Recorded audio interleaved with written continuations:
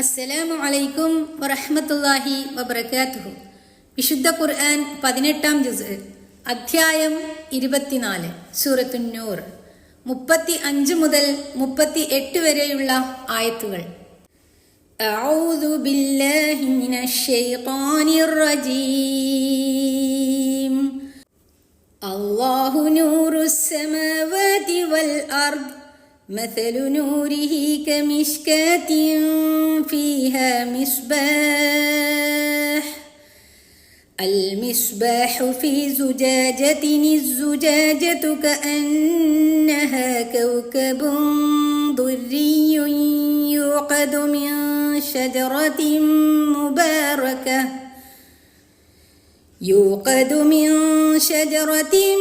مباركة زيتونة لا شرقية ولا غربية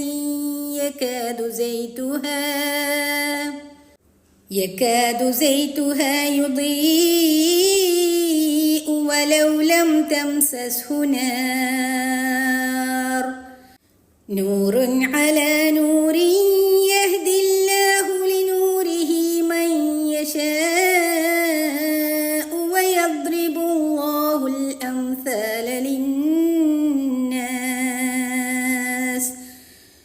والله بكل شيء عليم. അല്ലാഹു ആകാശങ്ങളുടെയും ഭൂമിയുടെയും പ്രകാശമാകുന്നു. അവന്റെ പ്രകാശത്തിന്റെ ഉപമ, അതായത് വിളക്ക് വെക്കുവാനുള്ള ഒരു മാടം പോലെയാകുന്നു. അതിലൊരു വിളക്കുണ്ട്. വിളക്കാകട്ടെ ഒരു സ്ഫടികത്തിലാകുന്നു. സ്ഫടികമാകട്ടെ അതൊരു രത്നമയമായ, അതായത് പ്രശോഭിത നക്ഷത്രം പോലെ ഇരിക്കുന്നു. അനുഗ്രഹീതമായ ഒരു വൃക്ഷത്തിൽ നിന്ന്, പൗരസ്ത്യവുമല്ല പാശ്ചാത്യവുമല്ലാത്ത ഒലീവ് വൃക്ഷത്തിൽ നിന്ന് അത് കത്തിക്കപ്പെടുന്നു. അതിൻ്റെ അഥവാ വൃക്ഷത്തിന്റെ എണ്ണ അതിനെ തീ സ്പർശിച്ചിട്ടില്ലെങ്കിൽ പോലും വെളിച്ചം നൽകുമാറാകുന്നതാണ്. പ്രകാശത്തിനുമേൽ പ്രകാശം. അള്ളാഹു അവൻ ഉദ്ദേശിക്കുന്നവരെ അവന്റെ പ്രകാശത്തിലേക്ക് മാർഗദർശനം ചെയ്യുന്നു. അള്ളാഹു ജനങ്ങൾക്ക് ഉപമകളെ വിവരിച്ചു കൊടുക്കുകയും ചെയ്യുന്നു. അള്ളാഹു എല്ലാ കാര്യങ്ങളെക്കുറിച്ചും അറിയുന്നവനുമാണ്. ഫീ ബുയൂതിൻ അദിനല്ലാഹു അൻ തുർഫഅ വയുദ്കറ ഫീഹാ ഇസ്മുഹു യുസബ്ബിഹു ലഹു ഫീഹാ ബിൽഗുദുവി വൽ ആസാൽ. ചില വീടുകളിലാകുന്നു അവ ഉയർത്തപ്പെടുവാനും അവയിൽ വെച്ച് തന്റെ നാമം സ്മരിക്കപ്പെടുവാനും അള്ളാഹു ഉത്തരവ് നൽകിയിരിക്കുന്നു. അതായത് അങ്ങനെയുള്ള വീടുകളിലാണ് ആ വിളക്കുള്ളത്. അവയിൽ വെച്ച് രാവിലെയും സന്ധ്യാസമയങ്ങളിലും അവന് മഹത്വ പ്രകീർത്തനം അഥവാ തസ്ബീഹ് ചെയ്യപ്പെട്ടുകൊണ്ടിരിക്കുന്നു. റിജാലുൻ ലാ തുൽഹീഹിം തിജാറത്തുൻ വലാ ബൈഉൻ അൻ ദിക്രില്ലാഹി വഇഖാമിസ് സ്വലാത്തി വഈതാഇസ് സകാത്ത് يخافون يوما تتقلب فيه القلوب والأبصار. ചില ആളുകൾ അള്ളാഹുവിന്റെ സ്മരണ, നമസ്കാരം നിലനിർത്തൽ, സക്കാത്ത് കൊടുക്കൽ എന്നിവയിൽ നിന്ന് കച്ചവടമാകട്ടെ വ്യാപാരമാകട്ടെ അവരെ മിനക്കെടുത്തുകയില്ല. അതായത് അങ്ങനെയുള്ളവരാണ് തസ്ബീഹ് നടത്തുന്നത്. ഹൃദയങ്ങളും ദൃഷ്ടികളും അവതാളത്തിലായി പോകുന്ന ഒരു ദിവസത്തെ അഥവാ ഖിയാമത്ത് നാളിനെ അവർ ഭയപ്പെട്ടുകൊണ്ടിരിക്കുന്നു. ലിയജ്സിയഹുമുല്ലാഹു അഹ്സന മാ അമിലൂ വയസീദഹും മിൻ ഫദ്ലിഹി വല്ലാഹു യർസുഖു മൻ യശാഉ ബിഗൈരി ഹിസാബ്. അവർ പ്രവർത്തിക്കുന്നതിൽ നല്ലതിന് അള്ളാഹു അവർക്ക് പ്രതിഫലം നൽകുവാനും അവന്റെ അനുഗ്രഹത്തിൽ നിന്ന് അവർക്ക് വർദ്ധിപ്പിച്ചു കൊടുക്കുവാനും വേണ്ടിയത്രേ, അതായത് അവരത് ചെയ്യുന്നത്. അള്ളാഹു ആകട്ടെ അവൻ ഉദ്ദേശിക്കുന്നവർക്ക് അവൻ കണക്കില്ലാതെ കൊടുത്തരുളുന്നതാകുന്നു. മിഷ്കാത്ത് മാടം കൊണ്ട് ഉദ്ദേശം ചുവരുകളിലും മറ്റും തിരിവിളക്കുകൾ വെക്കുന്നതിന് ഉണ്ടാക്കപ്പെടുന്ന പൊത്താകുന്നു. പരിഷ്കരിച്ച മണ്ണെണ്ണ വിളക്കുകളും വൈദ്യുത വിളക്കുകളുമെല്ലാം നടപ്പിൽ വരുന്നതിനു മുമ്പ് കാറ്റുമൂലം വിളക്ക് കെട്ടുപോകാതിരിപ്പാനും വെളിച്ചം ശരിക്ക് കാണുവാനുമായിരുന്നു ഇവ ഉണ്ടാക്കപ്പെട്ടിരുന്നത്. പൗരസ്ത്യവും പാശ്ചാത്യവുമല്ലാത്ത, അല്ലെങ്കിൽ കിഴക്കും പടിഞ്ഞാറുമുള്ളതല്ലാത്ത ഒലീവ് സൈത്തൂനത്തില്ല ഷർഖിയ്യത്തിയും വല ഗർബിയ്യ എന്ന് പറഞ്ഞതിനെ പണ്ഡിതന്മാർ പലതരത്തിൽ വ്യാഖ്യാനിച്ചു കാണുന്നു. പൗരസ്ത്യവും പാശ്ചാത്യവുമല്ലാത്ത സീനാ പ്രദേശങ്ങളിൽ വളരുന്നത്, കിഴക്കുനിന്നും പടിഞ്ഞാറ് നിന്നും വെയിൽ കൊള്ളാവുന്ന സ്ഥലത്തുള്ളത്, സാധാരണ നാടുകളിലൊന്നും കാണപ്പെടാത്ത തരത്തിലുള്ളത് എന്നിങ്ങനെ വ്യത്യസ്തമായ വ്യാഖ്യാനങ്ങൾ നൽകപ്പെട്ടു കാണാം. ഏത് അഭിപ്രായം എടുത്താലും ശരി, അസാധാരണവും ഉയർന്ന ജാതിയുമായ ഒരു തരം സൈത്തൂൽ ഒലീവ് മരത്തിൽ നിന്ന് എടുക്കപ്പെടുന്ന വിശേഷതരം എണ്ണ കൊണ്ടാണ് ആ വിളക്ക് കത്തിക്കപ്പെടുന്നത് എന്ന് സാരമാകുന്നു. ഉയർത്തപ്പെടുവാനും തൻ്റെ നാമം സ്മരിക്കപ്പെടുവാനും അള്ളാഹു അനുവാദം നൽകിയ വീടുകൾ എന്ന് പറഞ്ഞത് അള്ളാഹുവിൻ്റെ പള്ളികളാണ്. അവ വന്ദിക്കപ്പെടേണ്ടതും അള്ളാഹുവിൻ്റെ ദിക്റിനു വേണ്ടി സ്ഥാപിക്കപ്പെട്ടതുമാണല്ലോ. ഹൃദയമുള്ളവർക്ക് ചിന്തിക്കുവാനും കണ്ണുള്ളവർക്ക് കാണുവാനും കാതുള്ളവർക്ക് കേൾക്കുവാനും സത്യാന്വേഷികൾക്ക് കാര്യം മനസ്സിലാക്കുവാനും ഭാഗ്യവാന്മാർക്ക് വിജയം സിദ്ധിക്കുവാനും മതിയായ പ്രകൃതി ദൃഷ്ടാന്തങ്ങൾ, ദിവ്യലക്ഷ്യങ്ങൾ, വേദപ്രമാണങ്ങൾ, പ്രവാചകധ്യാപനങ്ങൾ ആദിയായവ മുഖേന ആകാശഭൂമിയിലുള്ളവർക്കെല്ലാം സത്യപ്രകാശം നൽകിയവൻ അള്ളാഹു അത്രേ. ദുർമാർഗത്തിൽ നിന്ന് സന്മാർഗത്തിലേക്കും ദൗർഭാഗ്യത്തിൽ നിന്ന് സൗഭാഗ്യത്തിലേക്കും പരാജയത്തിൽ നിന്ന് വിജയത്തിലേക്കും അജ്ഞാന അന്ധകാരത്തിൽ നിന്ന് വിജ്ഞാന വെളിച്ചത്തിലേക്കും പരിഭ്രമത്തിൽ നിന്ന് ശാന്തിയിലേക്കും വെളിച്ചം നൽകുന്ന പ്രകാശം അള്ളാഹുവിൻ്റേതത്രേ. ശരീരത്തിനും ആത്മാവിനും മനസ്സിനും കണ്ണിനും വെളിച്ചം നൽകുന്നതും ആ പ്രകാശം തന്നെ. സകല ചരാചരങ്ങൾക്കും അതതിൻ്റെ ആകൃതവും പ്രാകൃതവുമായ സവിശേഷതകളിലേക്ക് മാർഗദർശനം നൽകുന്ന വെളിച്ചവും അവനിൽ നിന്നു തന്നെ. സൂര്യനും സൂര്യനെ വെല്ലുന്ന കോടാനുകോടി നക്ഷത്ര ലോകങ്ങൾക്കും വെളിച്ചം നൽകുന്നതും പരമാണുവിലെ പരമരഹസ്യത്തിലേക്ക് വെളിച്ചം കാട്ടുന്നതും അതേ പ്രകാശം ഒന്നു തന്നെ. അതെ, അഖിലാണ്ടവും അഖില വസ്തുക്കളും ആ പ്രകാശത്തിനാൽ മാത്രം പ്രകാശിതമാകുന്നു. എവിടെ, എന്ത്, എങ്ങനെ അന്ധകാരമയമില്ലാതിരിക്കുന്നുവോ അവിടെ അത് അപ്രകാരം പ്രകാശമയമാകുന്നത് ആ പ്രകാശത്താൽ മാത്രമായിരിക്കും. എല്ലാം അള്ളാഹുവിൻ്റെ പ്രകാശം. അവനത്രേ ആകാശഭൂമികളുടെ പ്രകാശം. അള്ളാഹു നൂറുസ് സമാവാതി വൽ അർദ്. അളന്നോ മറ്റോ കണക്കാക്കാവതല്ല അവന്റെ പ്രകാശം. അതിൻ്റെ പ്രഭയും പ്രഭാവവും ഭാവനക്കതീതമാകുന്നു. അല്പത്വത്തിന് ഒരിക്കലും അത് വിധേയമല്ല. ബുദ്ധിക്കോ യുക്തിക്കോ അതിനെ ചിട്ടപ്പെടുത്തുകയും സാധ്യമല്ല. ഖുർആന്റെ അവതരണ കാലത്തെ പരിതസ്ഥിതികളെ കണക്കിലെടുത്തുകൊണ്ട് പരിമിതവും സുപരിചിതവുമായ ചില വസ്തുക്കളോട് ഉദാഹരിച്ചുകൊണ്ട് ഒരു ഉപമ പറയുകയാണെങ്കിൽ, അഥവാ ഓരോരുവന്റെ മനസ്സാന്നിധ്യത്തിൻ്റെയും മനോവികാസത്തിൻ്റെയും തോതനുസരിച്ച് ഗ്രഹിക്കാവുന്ന ഒരു ചിത്രീകരണം നൽകുകയാണെങ്കിൽ അതിനെ വിളക്ക് വെച്ചിട്ടുള്ള ഒരു മാടത്തോട് ഉപമിക്കാവുന്നതാണ്. മസലു നൂരിഹി കമിഷ്കാത്തിൻ ഫീഹ മിസ്ബാഹ്.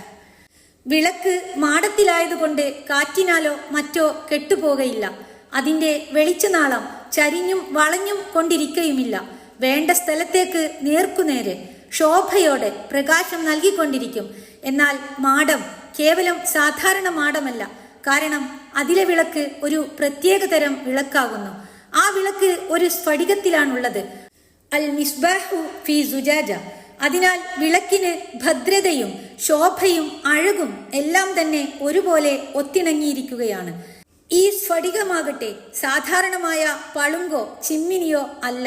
മിന്നിത്തിളങ്ങി പ്രശോഭിതമായി കൊണ്ടിരിക്കുന്ന നക്ഷത്രം പോലെ ഇരിക്കുന്നു. അസുജാജത്തു കഅന്നഹ കൗകബ്. അത് സ്വയം തന്നെ അത്രമേൽ ശോഭാപൂരിതമത്രേ.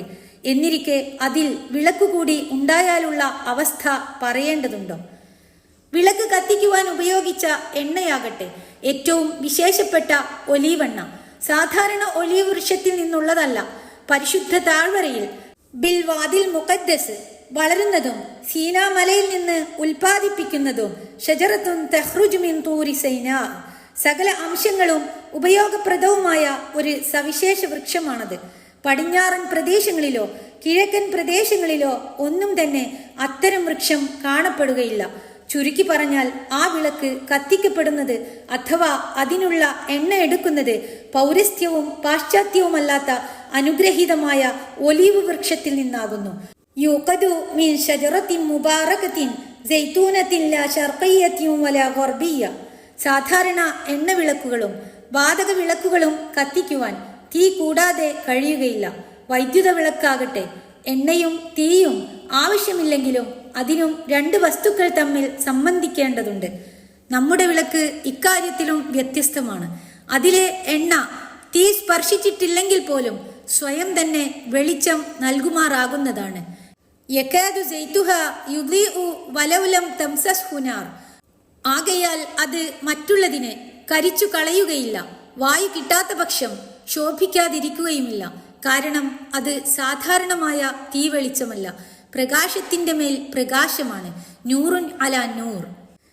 ആകാശങ്ങളും ഭൂമിയുമെല്ലാം പ്രശോഭിതമാക്കിയ ആ പ്രകാശത്തെ യാഥാർത്ഥ്യവും വണ്ണവലിപ്പവും ഭാവന കൊണ്ട് നിർണയിക്കുക സാധ്യമല്ലാത്ത ആ മഹത്തായ പ്രകാശത്തെ അതിൻ്റെ ശരിക്കു ശരിയും സസൂക്ഷ്മവുമായ രൂപത്തിൽ മനസ്സിലാക്കുവാൻ അള്ളാഹുവിനല്ലാതെ ആർക്കാണ് സാധിക്കുക? അള്ളാഹുവിൻ്റെ അനുഗ്രഹവും മാർഗദർശനവും ആർക്ക് ലഭിക്കുന്നുവോ അവർക്ക് മാത്രമേ അത് ആസ്വദിക്കുവാൻ സാധിക്കുകയുള്ളൂ. അതെ, അള്ളാഹു അവൻ ഉദ്ദേശിക്കുന്നവരെ അവന്റെ പ്രകാശത്തിലേക്ക് മാർഗദർശനം ചെയ്യുന്നു. യഹ്ദില്ലാഹു ലിനൂരിഹി മൻ യശാ. ഈ മഹാപ്രകാശത്തെ പറ്റി ഉപമാരൂപത്തിൽ ചിത്രീകരിച്ച് കാണിക്കപ്പെടുവാൻ മാത്രമേ മനുഷ്യബുദ്ധി പ്രാപ്തമാകുകയുള്ളൂ. അതുകൊണ്ട് മനുഷ്യന് ചിന്തിച്ച് മനസ്സിലാക്കുവാനായി ഖുർആനിൽ ധാരാളം ഉപമകളും ഉദാഹരണങ്ങളും അള്ളാഹു വിവരിച്ചു കൊടുക്കുന്നു. യദ്രിബുല്ലാഹുൽ അംസാല ലിന്നാസ്. മനുഷ്യരുടെ എല്ലാ സ്ഥിതിഗതികളുമടക്കം സകല കാര്യങ്ങളും അള്ളാഹു അറിയുന്നവനാണ്. വല്ലാഹു ബികുല്ലി ഷൈഇൻ അലീം. ആർക്കെല്ലാമാണ് അവന്റെ മാർഗദർശനം ഉപയോഗപ്പെടുക, ആരെല്ലാമാണ് അതിനെ നിരസിച്ചു കളയുക, ആരെല്ലാമാണ് അതുമൂലം വിജയികളായിത്തീരുക എന്നിവയും അവൻ അറിയുന്നു. ഇവിടെ വിളക്കുമാടത്തോട് സാദൃശ്യപ്പെടുത്തപ്പെട്ടിട്ടുള്ളത് സത്യവിശ്വാസികളുടെ ഹൃദയവും വിളക്കിനോട് ഉപമിക്കപ്പെട്ടിരിക്കുന്നത് ഖുർആന്റെ മാർഗദർശനവുമാണെന്നാണ് ഇബ്നു അബ്ബാസ് റളിയല്ലാഹു അൻഹു, ഉബയ്യ് ഇബ്നു കഅബ് റളിയല്ലാഹു അൻഹു മുതലായവർ പറഞ്ഞിട്ടുള്ളത്. ഈ അടിസ്ഥാനത്തിൽ മുൻഗാമികളായ ഖുർആൻ വ്യാഖ്യാതാക്കളിൽ പ്രമുഖനായ ഇമാം ഇബ്നു ജരീർ റഹിമഹുല്ല ഈ ഉപമയെ വിവരിച്ചു കാണാം. അതിന്റെ ചുരുക്കസാരം ഇപ്രകാരം മനസ്സിലാക്കാം. സ്ഫടികം പോലെ തെളിഞ്ഞും കറ പിടിക്കാതെയും സത്യവിശ്വാസിയുടെ നെഞ്ചിനകത്ത് നിലകൊള്ളുന്ന പ്രക്ഷോഭിതമായ ഹൃദയം, അതിന്റെ നേരായ ചിന്താഗതിയും ബോധപൂർവകമായ വിശ്വാസദാർഢ്യവും നിമിത്തം സ്വയം തന്നെ നേർമാർഗത്തിന്റെ പ്രകാശത്തിലേക്ക് നീങ്ങിക്കൊണ്ടിരിക്കും. അതോടുകൂടി വ്യക്തങ്ങളായ തെളിവുകളും ലക്ഷ്യങ്ങളുമാകുന്ന ഖുർആന്റെ സന്ദേശങ്ങൾ ലഭിക്കുമ്പോൾ അത് കൂടുതൽ കൂടുതൽ പ്രകാശമയമായി തീരുന്നു. അതേ, പ്രകാശത്തിനുമേൽ പ്രകാശവും സന്മാർഗത്തിനുമേൽ സന്മാർഗവും. ഈ ചിത്രീകരണം തുടർന്നുള്ള ആയത്തിലേക്ക് കൂടുതൽ വെളിച്ചം നൽകുന്നതാണെന്ന് കാണാം.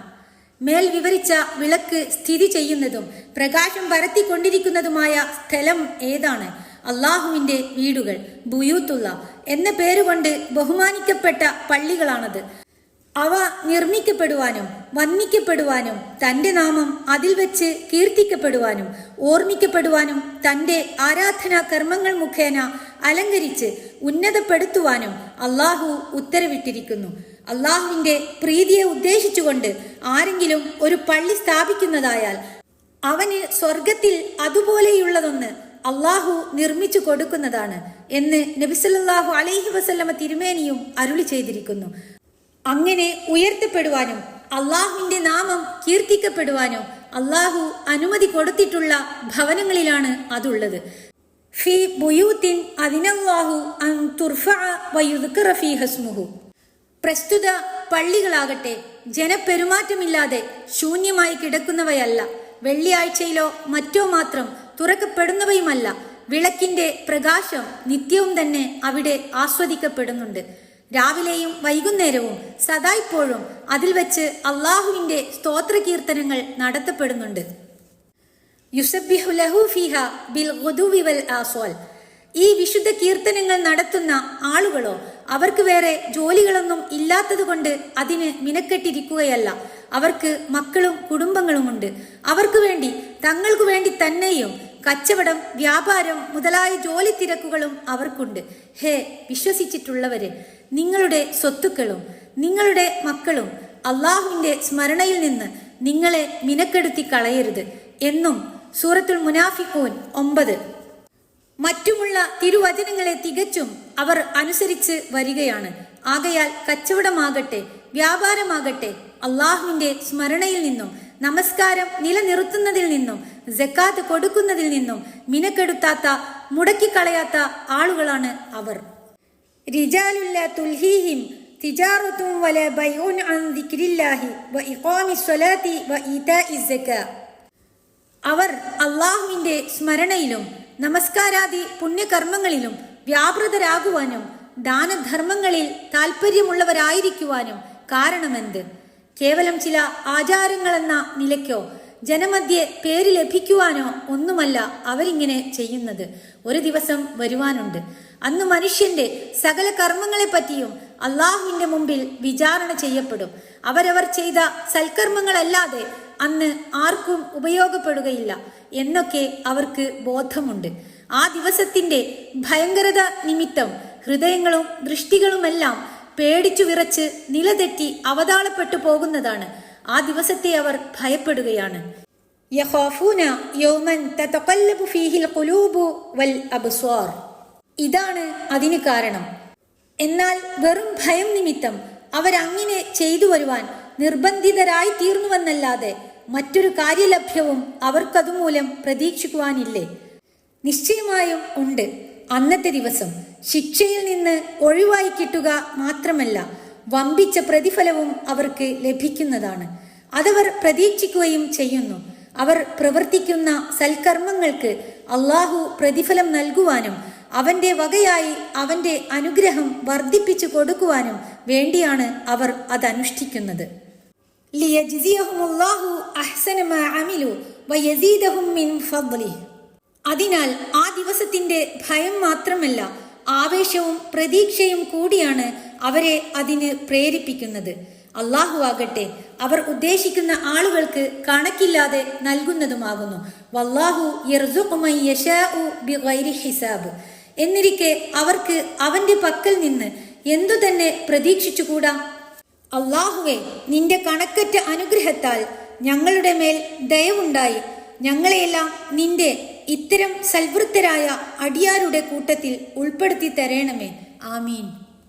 കഴിഞ്ഞ ആയത്തുകളിൽ പ്രസ്താവിച്ചിരുന്നത് അള്ളാഹുവിന്റെ മാർഗദർശനമാകുന്ന പ്രകാശത്തിന്റെയും ആ പ്രകാശത്തിന്റെ വെളിച്ചത്തിൽ സൽക്കർമ്മങ്ങൾ ചെയ്ത് സൽഭാഗ്യം പ്രാപിച്ചവരുടെയും ഉപമയായിരുന്നു. അടുത്ത വചനങ്ങളിൽ അതിന്റെ മറുവശത്തെപ്പറ്റിയാണ് പ്രസ്താവിക്കുന്നത്.